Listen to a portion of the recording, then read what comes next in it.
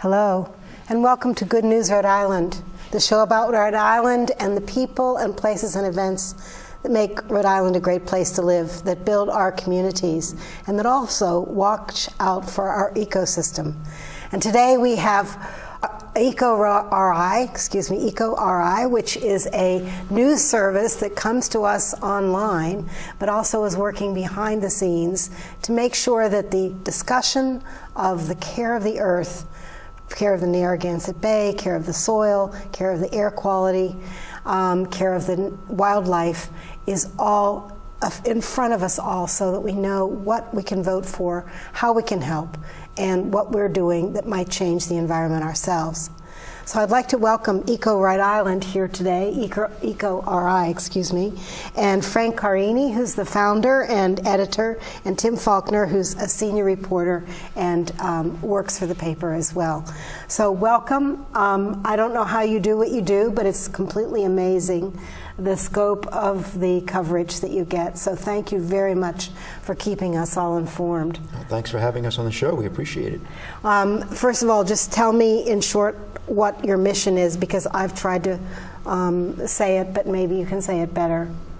Basically, our mission, we were started to basically educate and inform people about the environmental impacts of what we do and how we do it, and how those are connected to social justice issues. They're both interconnected, they're both very important, and a lot of times the environmental issues are down on the list of priorities. And why we started it was to make sure that they're in the forefront and they're part of the discussion when it comes to doing things, whether that means ripping up a parkland to put in a parking lot or whatever it may be. But environmental concerns need to be in the forefront of discussions and not buried down the bottom. So just as finance is always a concern, maybe how we're spending our environment also needs to be a concern for every single discussion. Yes. Okay, so both of you are reporters. Maybe you can tell me a little bit about how you got into this very specific kind of journalism and reporting. My wife and I founded it, who's also our executive director, Joanna Detz. We founded it because we don't think there was enough, and we still don't think there's enough environmental, social justice reporting in the mainstream media, especially in Rhode Island. Mm-hmm. So we started because there was a gap that wasn't being filled. And we're filling it, partly of it, but we're just scratching the surface on all the stories that need to be covered. We're a small staff. But basically, we started it to cover the environment, which we don't think is covered that well in Rhode Island, specifically. Okay. All right. Yeah, we're both former newspaper reporters, and we live in Rhode Island and have worked in Rhode Island. And you can see that the beauty of it is such a small state that this is a great niche to be writing about, because it affects everyone in the state, and everyone that reads what we write about is directly impacted by it. So that's one of the nice things about being in Rhode Island, is that everybody is impacted somewhat by whether it's Narragansett Bay or pollution or all the other issues. So or I think tributary going into Narragansett Bay, which is all the way through the island, Rhode Island as well. Sure. Yeah. Yeah. So I think it's small enough that I think everybody that can read it online can identify with any issue that we're writing about. And you make a little bit of profit because you advertise on this journal. Yeah, we're a 501c3 nonprofit, so our income Profit would be is stretching it, but our income is, our revenue is basically advertising and sponsorships, reader donations. We have some very generous readers, grants. We do have some outreach programs too, like we pick up residential food scrap and we charge for that. So it's kind of a big pie, and there's a bunch of different pieces that we use to help fund what we do. When I look through your websites, which you had, or excuse me, your emails to me, I found you were looking at brook trout, taxpayer issues, birds that were injured, bike trails, energy bills, environmental justice and water concerns, charges on new state solar projects, landfill. Anyway, it just keeps going on and on and on. It's really very expansive what you're doing. And I don't understand why the average newspaper doesn't have a section rather than region or style, why they don't have an environmental section. But anyway, thank you for doing this, because it seems to me that, I don't know if it's happening in other states, but I'm very glad I live in a state where you're doing this, so thank you. Let's talk first about whatever is the most important project that you're working on right now. And you had said to me that you think maybe what's happening in the State House with the elections, with new bills that are coming up. Yeah, with some of the legislation. I mean, probably the biggest issue that touches everything, which including a lot of the legislation at the State House right now, is climate change. So that, as the storms that we're seeing from the past couple of weeks and last night that created a lot of flooding, that impacts a number of different issues, such as pollution and stormwater infrastructure and wastewater treatment facilities and water pollution. And so there's a lot of legislation at the State House right now to address climate change, not just sea level rise, but other kinds of flooding and the additional heat that is impacting the urban areas. So I think in the most recent years, you're probably seeing the most serious legislation that is trying to address what is called mitigation and adaptation. In other words, trying to reduce our carbon footprint and also trying to adapt for the issues and the problems that are coming our way from rising sea levels and from hotter weather. So there is, the governor created the Executive Climate Change Commission, which is acting very rapidly. They're meeting 2 or 3 times a week, trying to come up with some assessment reports so they can create policies that they can give to the governor and General Assembly to advance on those fronts. And there's a couple of other issues as well, a couple other bills as well that are trying to directly raise, for instance, the amount of renewable energy that we create that comes into our houses, that we plug in the wall socket, trying to increase that, as well as decrease carbon emissions that are created in state. So within the past few years, those bills have advanced further and gotten a lot more attention, and it feels like this year or in the coming years that these will probably become written into law and more part of kind of everything. So if we as the average person wanted to help support these laws, what would we do? Well, like anything, it'd show up at the hearings that they have at the State House, and on our website we have all the information of when these hearings are being held, and certainly get in touch with your House, your representatives and your senators, and let them know how you feel on the legislation. Okay, and your website is ecori.org. Yes. .org. And so if you look there, you will see all the bills coming up that are related to ecological issues and social justice. Is that right? Yes. All right. So we don't think of all of this as being interconnected, but you've just talked about a huge web. We turn on the light and suddenly we're part of this huge web that isn't just the electric company. Right. I mean, it's true, and it's kind of a pay now, pay later thing. If you're looking at your electric bill, I think they're being very cognizant of not trying to make any legislative changes so it's going to increase costs for consumers and businesses. But then you look at the big picture and like climate change, that there's the more sea level rise and the hotter it gets in Rhode Island and the more intense storms that come our way, that it's just going to increase costs for everyone, for cleanup and for preparedness and for all the other costs that come from emergencies and natural disasters. So right. So they're starting things off by starting at the beginning, which is to lower the carbon footprint of our state. And then about flooding, what are they doing? Well, they're doing a lot of assessments on flooding. and they've been doing this for probably 5 years, but there's a special report which the Coastal Resources Management Council is putting together, which is called the Beach SAMP, or the Shoreline SAMP, and it's identifying where are the most at-risk areas for flooding, for storm surge and erosion, and what are some of the strategies that can be used to address that. And it's very difficult. In Rhode Island, it's the second most densely populated state in the country, so there aren't a lot of options as far as relocating people or trying to use sort of natural adaptation strategies for sea level rise, because what you're seeing is the sands are shrinking and the marshland is shrinking and the shoreline is moving inland. So as you can see, into people's houses, right, onto their private property. So there's a lot of forces at work, they're legal and otherwise, that need to be addressed so that the cities and towns can know how to put policies in place so they can have answers for these types of things when people are calling and saying, why is all this water coming into my house and what can you do about it? That's happening on the shoreline, that's happening inland, and even in Cranston and Warwick where there's some flooding going on as well. So it's all over. It's really complex, isn't it? It is. And so social justice is just trying to keep people in their homes in some fundamental way.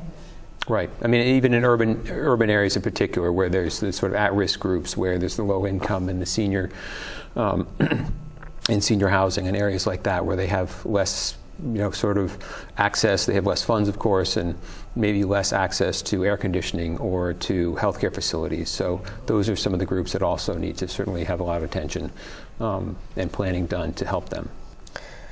And the next thing is that you have another thing that you're interested in is the food scrap division, or what is it called? Food scrap diversion. Basically keeping it out of the landfill. I couldn't read my writing.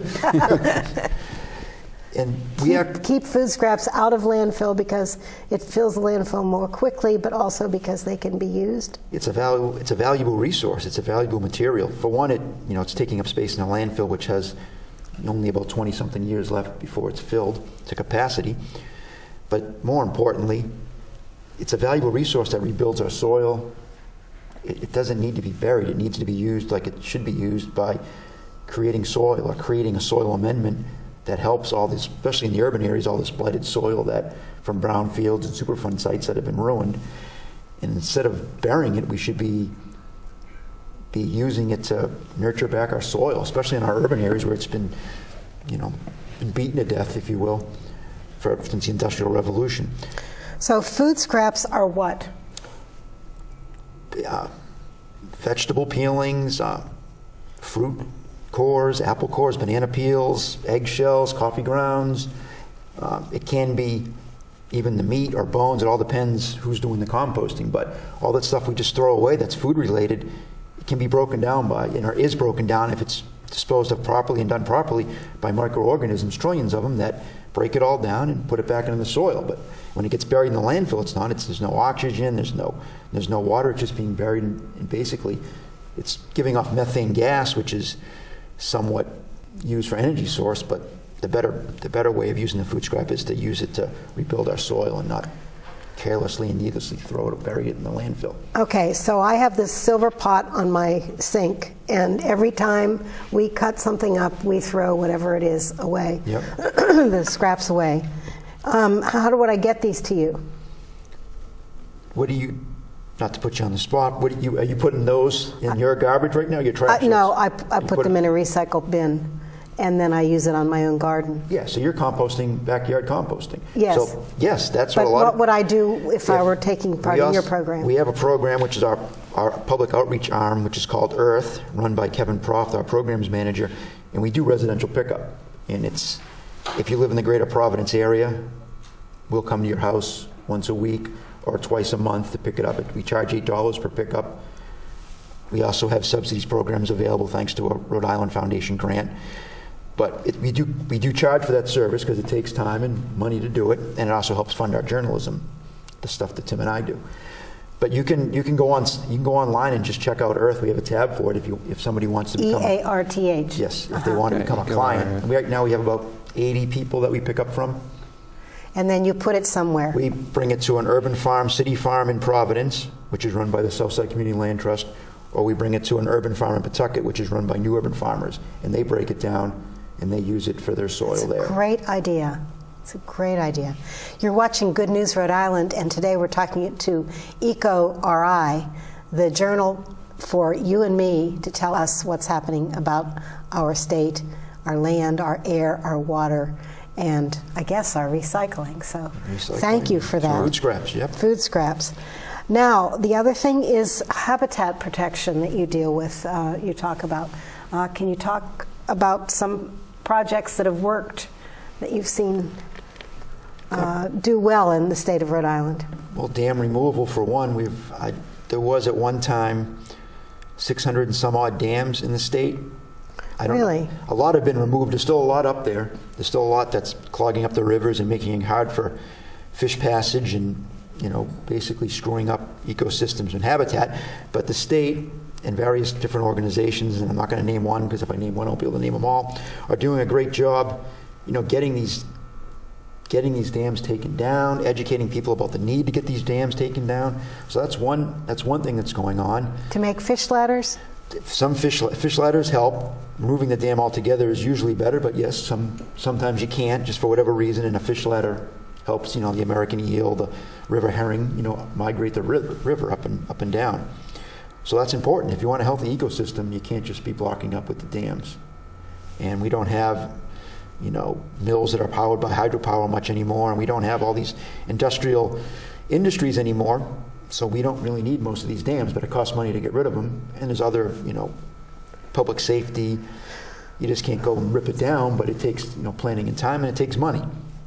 And you got to find the money to have people take them down when it's not really, you're spending money to take it down. It's helping the ecosystem, but is it putting any money in somebody's pockets besides the people that are doing the work? So it's a complicated issue, but it's important that they're being taken down, and they are. And it's also being publicly, talked about, so people understand the dams. We need to remove the dams. Because of the fish habitat, but other things as well. Bird habitat, fresh water. Is it cleaning the water? It helps clean the water. It helps. Yeah. It's better for everything. If you just have building up water behind it, and then you have mosquitoes breeding there. If the water's running, it's just better for everything. Okay. Now, we have an election coming up. Who's going to support your issues? You're not able to say. Well, we have there's a number of, I think, debates and forums that we're going to be involved with between now and the election and election day. You're helping to write the questions? In the governor's race, yes. Yep. And Frank is moderating on many of these forums. Oh, good for you. But as a 501c3, we can't endorse any candidates and or ballot questions, and we also can't take advertising dollars from candidates or somebody that's pushing a ballot question. But a fair election is really important. If you're going to get these issues out, you want to find the best candidates. And so one of the ways is to have them debating these issues. And so the first one is in April, but I'm sure there'll be others along the way until November. Is that right? Yes. And we usually will do a very comprehensive profile on all the candidates and where they stand on specific issues and what ideas and solutions they might have. If they're elected. So we really do in-depth reporting on what each one hopes to accomplish. Well, how hard do you actually grill them? People can say a lot of things when they're running for office, but can they get it done is the other question. How are you going to be able to test that? It all depends on how they answer. I mean, you're right, there's a lot of BS thrown around. In general, I'm not talking about the candidates we have here, but they'll throw it around too. But you have to hold them to what they say and ask follow-up questions. I mean, I've never actually moderated such a forum before, but I agree with you that you just can't let people say whatever they want and let them get away with it. There has to be follow-up questions and ask them to expand on that point or explain that point, not just throw out something that doesn't really mean I really believe in clean water, and you how say, are you going to do that? Yes. Right? What's that mean exactly? And the people we're working with Clean Water Action, ECRI, which is the Environmental Council of Rhode Island, we've been talking about how we're going to ask the questions, and so I think there's a plan in place that, and I think the candidates, for the most part, the ones that we have for governor anyway, I think they're pretty solid. Savvy. Well, they're all savvy, but I think they're pretty solid in answering the questions about the environment, at least most of them. The two Republicans are not going to our event in April, which is the environmental forum. The 4 Democrats are. The 2 Republicans did not accept the invitation. So that's very interesting. So my thing that I really care about, although there are a lot of things, is the Narragansett Bay and the way that it's being protected or not protected, and the way it's being utilized and the way it's being enjoyed, and what we can all do about Narragansett Bay, which is a gorgeous resource that's been changing radically ever since the first colonialists came with their sheep and cows and started changing the water. So, what is your organization doing about Narragansett Bay? Well, obviously, it's the most important thing in the state. Without it, we have nothing. We wouldn't even be our own state probably without Narragansett Bay. We'd probably be part of Massachusetts.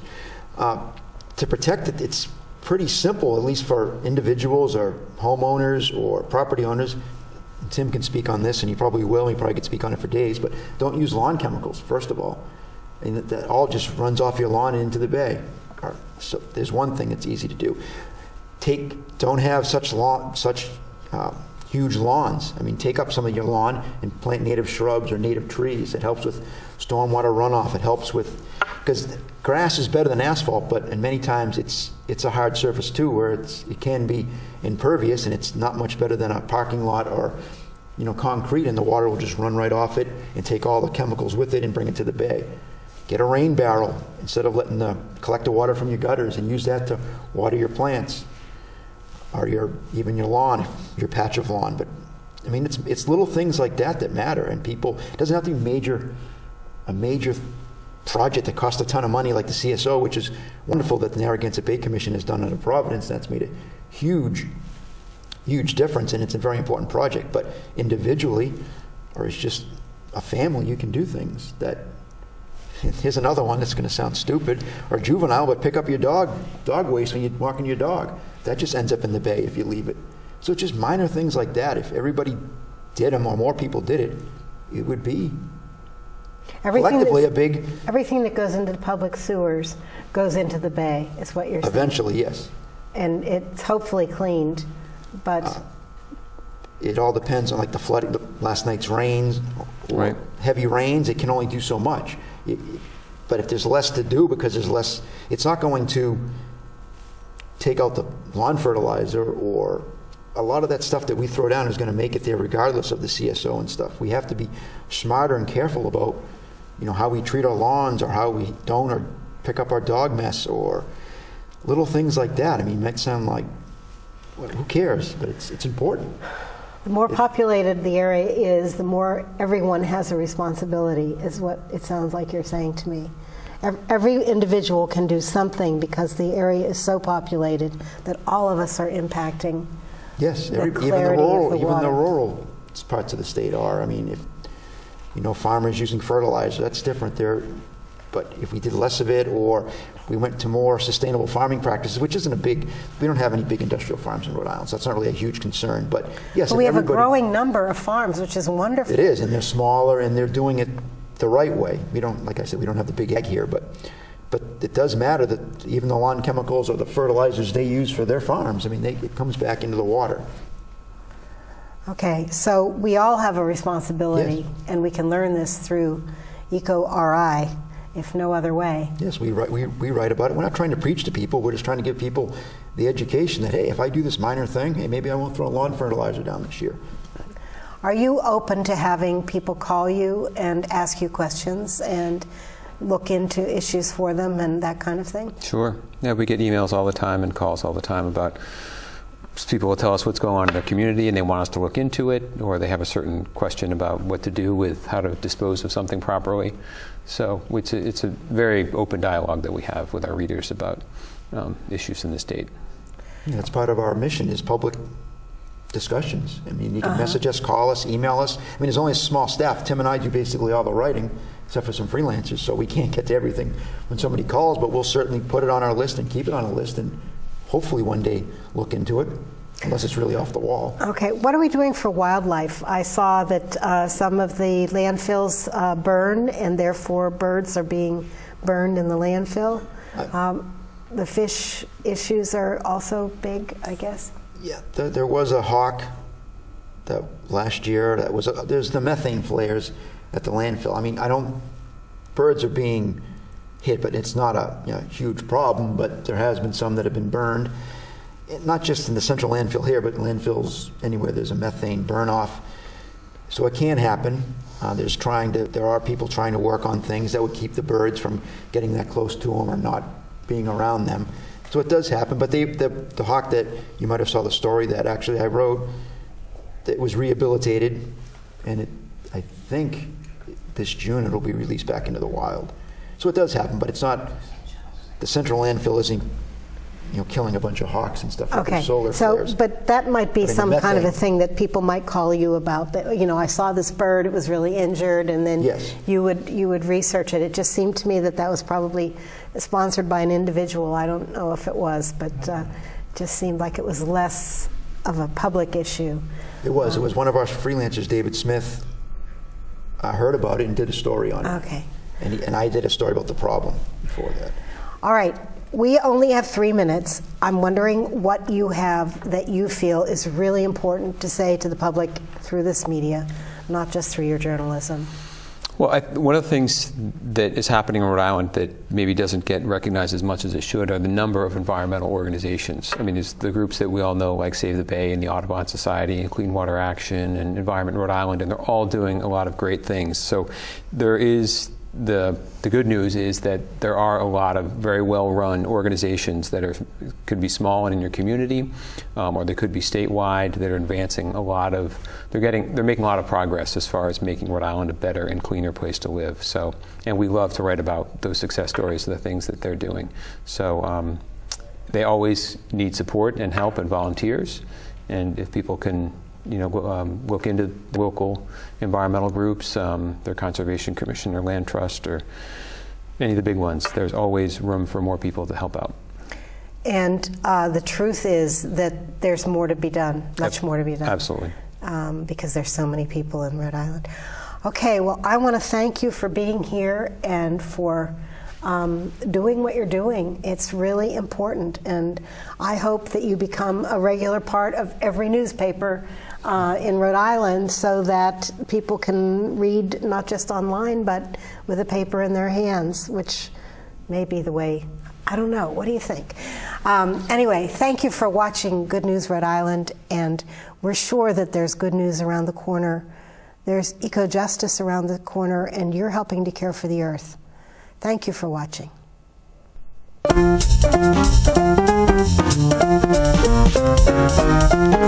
Well, thank you.